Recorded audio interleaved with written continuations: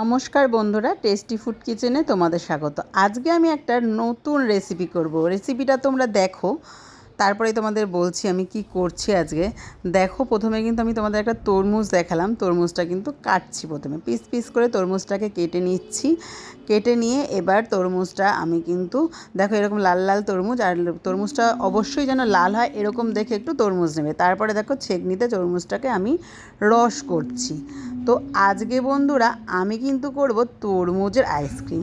একদম নতুন রেসিপি, আমি কোনো দিনও ট্রাই করিনি, এই ফার্স্ট টাইম ট্রাই করলাম, তাও আবার পপিদির কিচেন থেকে আমি এটা দেখেছি। তো ভাবলাম একবার নিজেও ট্রাই করে দেখি। আইসক্রিম তো কোনো দিনও করিনি, তো কীরকম আমি করতে পারি কি না। তো যেভাবে পপিদি করেছে আমি কিন্তু ঠিক সেভাবেই মোটামুটি ট্রাই করেছি।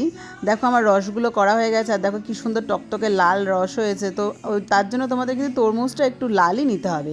এরপরে একটা বাটিতে অল্প একটু তরমুজের রস নিয়ে তার মধ্যে একটু কর্নফ্লাওয়ার মিশিয়ে নিলাম। তারপরে দেখো কড়াইতে আমি তরমুজের রসগুলো সব দিয়ে দিলাম তার মধ্যে এই 100 মতো চিনি। 1 কিলো ওয়েটের তরমুজ ছিল। এবার বেশ ভালো করে এটা আমি ফুটিয়ে নেব। বেশ ভালো করে ফোটানোর পর বেশ 10 মিনিট মতো ফুটিয়েছি। ফোটানোর পরে আমি যে কর্নফ্লাওয়ার দিয়ে রসটা গুলে রেখেছিলাম সেটা দিয়ে দিলাম। আর এখানে কিছুই লাগবে না। এবার একটু স্বাদ মতো বিট নুন দেবো, খুব অল্পই, দেখো বিট নুন দিয়ে দিলাম। দিয়ে ভালো করে ফুটালাম, আবার ফুটিয়ে এবার এটাকে আমি ঠান্ডা করব। যতক্ষণ না ঠান্ডা হবে ততক্ষণ কিন্তু আমাকে ওয়েট করতে হবে।